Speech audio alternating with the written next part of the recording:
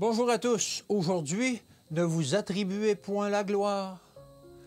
Ainsi parle l'Éternel, que le sage ne se glorifie pas de sa sagesse, que le fort ne se glorifie pas de sa force, que le riche ne se glorifie pas de sa richesse, mais que celui qui veut se glorifie d'avoir de l'intelligence et de me connaître, de savoir que je suis l'Éternel qui exerce la bonté, le droit et la justice sur la terre, car c'est à cela que je prends plaisir, dit l'Éternel.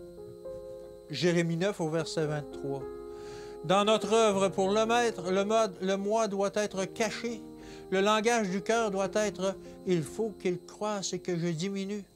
L'amour de soi meurt et l'amour pour Jésus brûle de l'autel de l'âme, sur l'autel de l'âme.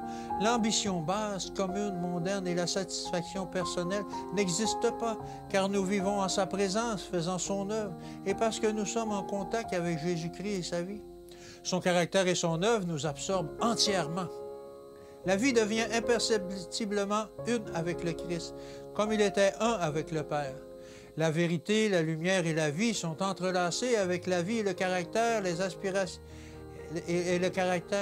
Les aspirations deviennent élevées, pures, désintéressées, conformes au modèle céleste.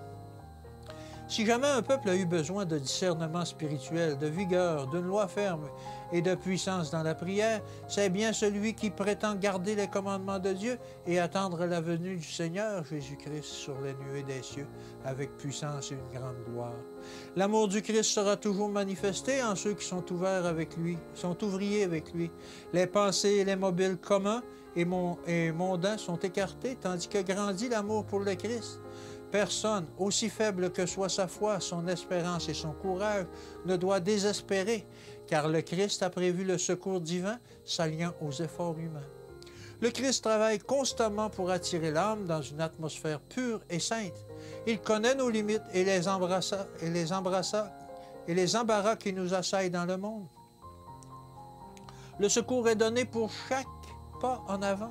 Quand une âme luttant avec ferveur est saisie par ses infirmités et enveloppée d'ennemis, cherchant à la décourager, le Consolateur s'approche d'elle. Le Saint-Esprit nous vient en aide dans nos faiblesses. Si nous voulons triompher, nous devons utiliser les moyens mis à notre disposition. Nous devons nous revêtir du Seigneur Jésus-Christ. Par la foi, nous devons nous envelopper de la justice du Christ et ne placer aucune confiance dans nos propres mérites. Beaucoup cherchent à se présenter au banquet des noces de l'agneau, couverts de leurs propres vêtements. Ils négligent la robe tissée sur les métiers du ciel, préparée pour tous à un prix infini et offerte gratuitement aux invités. Nous devons porter la livrée céleste, nous devons être vêtus de la justice du Christ et aller au combat à ses frais et sous sa bannière ensanglantés. Sinon, nous ne lui appartenons pas. Que Dieu vous bénisse et qu'il vous garde, et à demain.